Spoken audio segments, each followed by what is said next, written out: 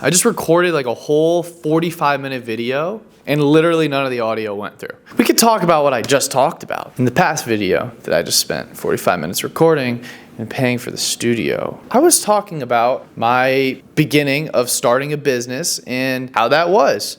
So when I first started, let's bring it back. The first business I ever did was I did lemonade stand when I was like 5 or something, but that doesn't really count because everyone does that. My first thing I did was 4th grade. It's called the Kids Car Wash. And I basically went around people in the neighborhood. I said, hey, like I'll wash your car for $5. And I did probably a terrible job, but that was my first business in 4th grade. And then when I came back around 6th grade, the second thing I did was I did the kids can service with my friend Luke. We went around and we picked up cans from people and we asked if we could just get their cans and we'll move them for them or whatever, and then we went to Walmart and dropped them in the can thing and made like $5 and we split that. It was like $2.50 per, and we spent like 3 days collecting. But when things really started to heat up, I know the can service and the car wash are pretty baller, but the next thing I did was in 8th grade, 7th grade, 8th grade. So I was like, 12 or 13. I started cleaning shoes. So like kids at my school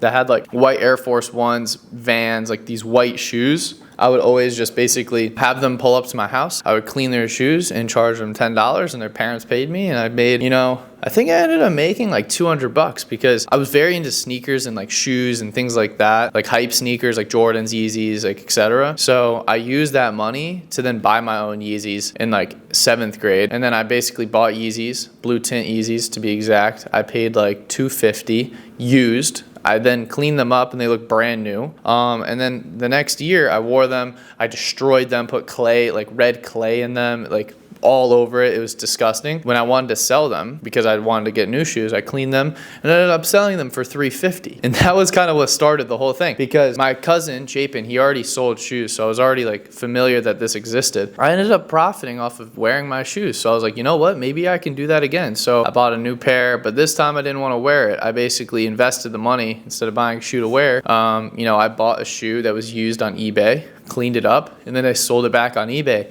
And I did that. I made like $10 a shoe, and I kept stacking that. And that was when, I kind of then started really selling shoes.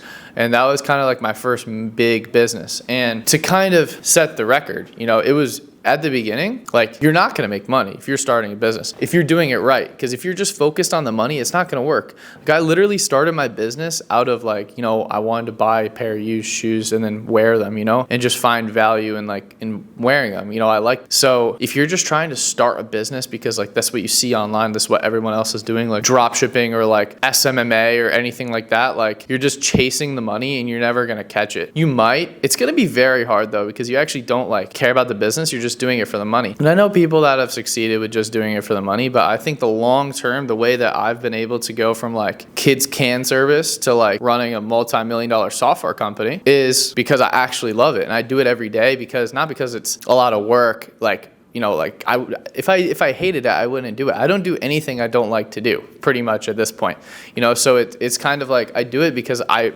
don't know what else I would want to do. I'd rather do that every day. Because I like helping people, so especially within like the sneaker community, because that's where I kind of grew up throughout middle school, high school, is very like deep into the sneaker community. Now I'm kind of overall entrepreneurship, and that's why I'm making videos like this to kind of just like share my story out there and help inspire people. But I was very deep in the sneaker community for the past like 5 years. So basically some things that I learned when I started my first business, especially if you're young, like I started my first business, like real business, selling shoes when I was like 14. It's gonna be really hard to get a bank, credit card, approved for anything under 18. You have to be 18 for everything. So you're gonna have nice parents that kind of help co-sign things or whatever. Otherwise, like, I don't know, you're gonna have to ask your grandma or something. You're gonna have to figure that out. So there's a lot more obstacles when you're starting a business, especially at a young age. Not even to get started with like, if you're like selling a service to somebody, they're gonna look at you like you're crazy. If you're like 14 or like even like 16 and under, they're like, they don't trust you, You have to work that much harder to build a real reputation, a lot of case studies, things like that. Because I remember when I was 16, I saw all these things online, like social media marketing. So you know what I did? I like asked my dad's friend that like runs a restaurant, like, hey, I'll run all your social media, just pay me and then whatever. It was so much work and I ended up making like barely anything. But you see, it was because I was chasing the money. But it was good though, because I learned a lot. I learned a lot about marketing. It didn't end up helping me in that business, but it helped me in my overall business knowledge. I learned how to market on social media and build a community around like my software that I do now. And, you know, it's been very helpful. But these things where it's like very distracting and shiny object syndrome is what my dad called it. And it's like, as a young entrepreneur first starting, when you don't see that much results, you know, it's the same as like going to the gym. You're not going to see results after like a week. It's going to take like 6 months. You know, it's the same with business. It's like you got to stick with something, because over time, like, okay, let's say you're starting a marketing agency or something, you know, but you have a unique spin on it and you love it. You've been doing it for like, you're interested in photography and videography and things like that. You know, I was never really into that. So like, that's why I was just chasing money for me. But some people are very into that stuff. So if let's say you're 16 or you're first starting, even if you're like 25, if you're first starting, no one's going to look at you. If you have 10 followers on your social media marketing agency, they're like, bro, this guy does not know how to market. He has 10 followers, you know, but how are you going to start? What I recommend is do things and don't work for free ever, but go to like somebody that you know, or like a business or something, be like, hey, if you want, I'll make some videos, I'll make some content. You only pay me if they're a success, but that's up to you. You have to show success. You have to show that there's results that coming from the social media in this example, you know, then you build a case study with them. You show, oh, I built this business from 300 followers posting pictures of their food and it looked like it was like 60-year-olds running it on Facebook, to 10,000 followers posting like, you know, the sauce everywhere and like it looks like gas, like the food looks insane, you know, and like that's what like attracts to the younger audience, you know, on Instagram, even older people, you know, people want to see good content. That's because it's never really about selling the food. It's about showing how it's being made and like the art behind it and like who is making it, you know, that stuff. People buy the story. So, you know, in this example, once you have that restaurant, then you have that case study, then you go to their competitor or you go to some other restaurant in the same industry, say, look, I brought this guy from 300 followers to 10K. They've increased their business by like X amount. Could I do the same for you? But then you charge those people up front, you know, because now you have proof. And it's not always about like how many followers you have on Instagram for your business. It's about how you present yourself, how you go into the situation if you're confident, you know? And so you're going to have to like fake it till you make it. I know at the beginning, your confidence is not going to be there, but you're going to have to figure it out, you know, because people don't buy from people that don't seem like they know what they're doing, especially in a service-based business. You know, gratefully, when I first started, I was selling a name brand product. So I was selling Jordans and Nikes. So who I was didn't matter as much. It was about the product that I was selling. So I did the marketing. I did a service-based business, right? Let me get into a product-based business. So when I was selling shoes, something that was super big, it was something called like GUA, right? It's gifted upon arrival. So it's like, who's going to trust to send payment, you know? Because it's not official. It's like all these like high school, college kids running sneaker reselling businesses at the time. Like, I mean, I don't know. I feel like it's probably still the same time, like age range, but you know, no one really trusted. Everyone was doing Cash App, Zelle, Venmo. It wasn't like, oh, here's an invoice with a credit card and you can send me whenever, payment on account. Like, it's not professional at all. It's like, yo, bro, you got the Yeezy slides? All right, bet. Here's the Cash App. And then, you know, so you have to build reputation online. So what everyone did, and what I really, really focused on, was building a reference post. So it was like just having a pinned post on the profile that shows like all of your customer reviews. This is what helped me a lot to avoid scams and stuff. And the sneaker industry was all about like not getting scammed, because I lost a lot of money getting scammed at the beginning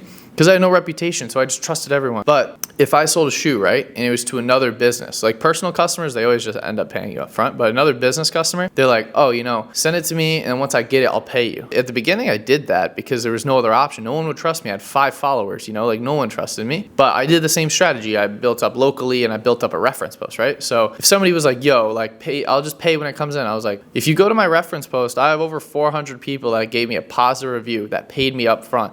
If you want, you can message any of them. If any of them say anything negative, we don't have to go through with the deal, but I doubt you're going to hear that. Let me know if you want to proceed. They like, you're confident, you have results, and you have social proof behind what you're selling. Instantly, they always fold. They're like, all right, I'll pay you. So it's like things like that when you're first starting. It's not very easy because you have to build the reputation. You have to build the social proof. You have to build the customer reviews. So you're going to have to like really hustle at the beginning. The amount that you work in the very beginning is so much. Like, you're gonna work so much. And then as you kind of like get a better understanding and you start hiring people and you start like, building out systems and things. I hate to use the word systems because all these gurus are using it now. You can then automate things. So for me, what I did, right, with the sneaker business is I was selling on Amazon and wholesaling to other stores, right? I had all the shoes in my basement, right? I was getting like 70 orders on Amazon per day, right? And I was like boxing everything up. Like, I had it all on the shelves and it was all unorganized. I would go get it off the shelf, put it in the box, tape it, buy the shipping label, put it on there, and then I had to bring them all up the stairs, 70 boxes up the stairs, and then put them on my porch, and then UPS came and picked it up.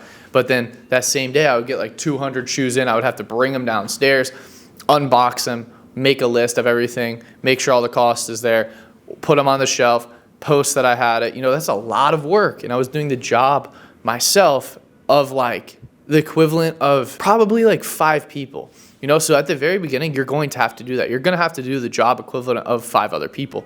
So this is my first step that I did with hiring. I got some kids from my school. I'm like, hey, can you come after school and just help me ship out some products, So they came to my house, we went into the basement, whatever, and that sounded bad. Someone's going to clip that. I had one guy creating the boxes, and then I had one guy putting the shoes in the boxes, and then I would organize like all of the shoes in order. Shout out Tommy and Lucas and Cam and Nathan. They were the ones doing this every day. And then we would all bring them up the stairs, and then it was good, but it cut my time down from like, I was spending like 5 hours a day, bringing them up, down, all that, to like less than 1 hour. So I bought back 4 hours of my time. And especially at this time, I was in school, I was playing football, and I was running the business. 4 hours was everything. Like, that was a lot to me. And yeah, even for anybody, because you can use that 4 hours to actually grow the business. And it's something people don't talk about. So like, shipping is a very low value task, like anybody can do that. Like, you don't have to be the owner doing that, So any low value task you should outsource. So like shipping or like accounting or like any nonsense that's just annoying and repetitive, and it doesn't take you as the business owner to do it. You as a business owner should be working on how can I grow things to the next level? How can I, in the sneaker space, or honestly in almost every space, it's about, in a product based, it's like, how do I get more product in and how can I sell more product out? And then that's how you make more. And then you can hire more people and things like that. But the only person that's really going to do that is you as the owner, because you're the only one that understands it. All these other people, they just know one side of it. They just know how to ship, or they just know how to put the shoe in the box. They don't know how to like outreach to customers and like try and get them to buy stuff. Like, they don't know that. You know that as the owner. So as like very beginning to kind of like beginner stage of like starting a business, you're going to have to like slowly do that, slowly stack people to kind of help automate things.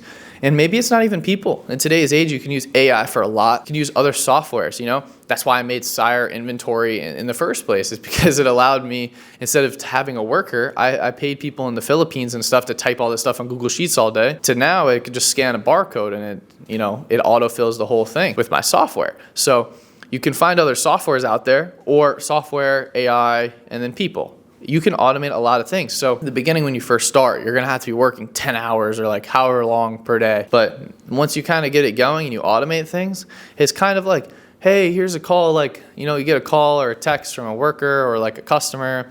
You kind of do it here and there.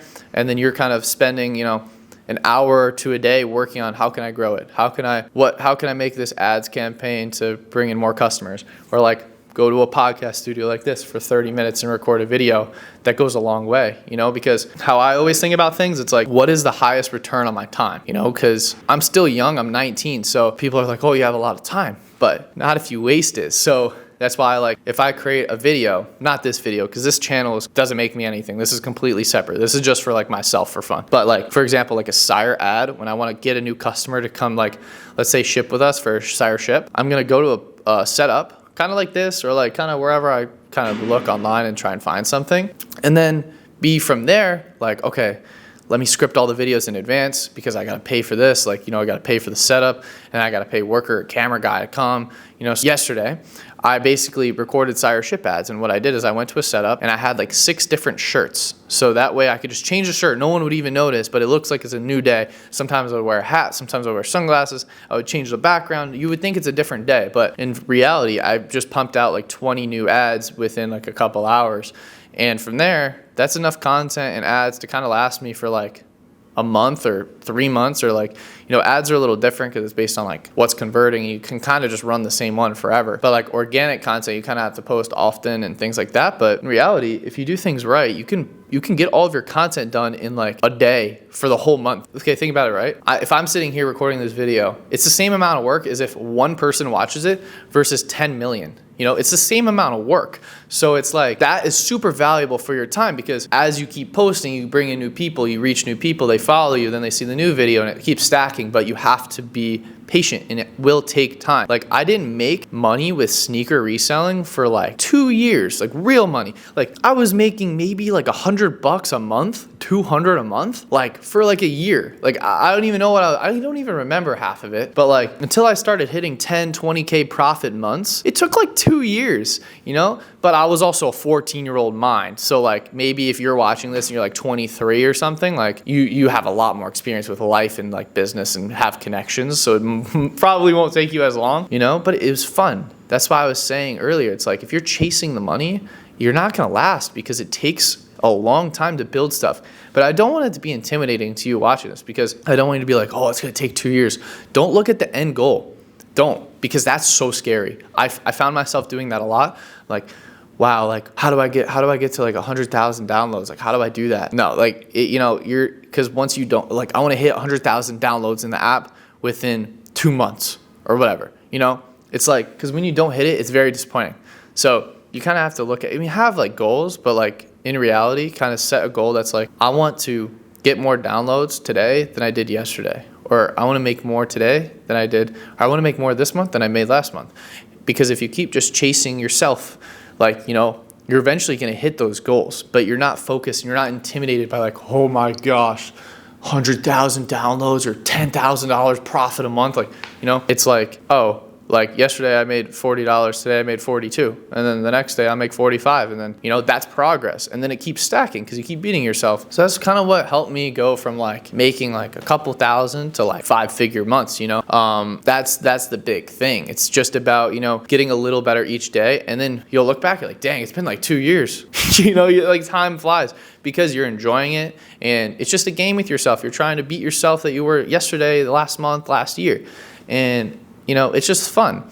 And that's what I like about business compared to like a traditional job, is because in a lot of traditional jobs, you can't really keep beating yourself. It's very like, oh, you make 100K a year, or like 60K a year, or 500K a year. It doesn't matter how much you make. That's what you make this year. No matter what you do, that's what you make. That's why I like some commission jobs, sales jobs, because you can make money based on what you're doing and how you're learning and growing. But in general, with business, with your own business that you control, you have all of the power. It's up to you how much you make. It's up to you. It's about how much you work, how much you make. It's all up to you and how you want to do it, how many people you want to hire. You control the ship, but you have to be a leader, and you have to be very confident and strong with what you're thinking, and very strategic with certain things. And the biggest thing is also staying on top of your accounting to know how much you're making, so then you can pay people and hire people. Otherwise, you're going to be screwed. That was something that took me a long time to realize. I was just like, oh, I know I made money last month. I'm good. Like, I know I made money. No, like, you got to like be on top of that. You got to like understand your numbers and things like that, so you can understand, oh, I beat myself yesterday. I beat myself last month. Oh, now I made 10K. Maybe I could hire a worker for 2.5K a month, and that'll make it go higher to 15, things like that. So I just kind of wanted to make this video to kind of help you guys understand that, like, if you're first starting, it's going to take time. It's not going to be instant. It's not going to be overnight. And I know a lot of people say that, but I would just kind of leave you with the note of saying, like, just get better each day, each month, just keep trying to beat yourself, and make sure you're actually tracking the progress so you can actually know your numbers. But if you keep doing that, you'll eventually be good. You just got to keep doing things like that. So yeah, if you found this interesting, I'm going to keep posting new videos about like my advice when I first started, to like how I scaled up to like a large software company. My journey is throughout high school of like trying to do this, but as being like a young teenager, and then kind of like my plans for the future and things like that. So if you want, you could subscribe. But yeah, I'm not forcing you to, but if you want to, you can. But yeah, stay tuned for the next video, and then yeah, I'll see you around.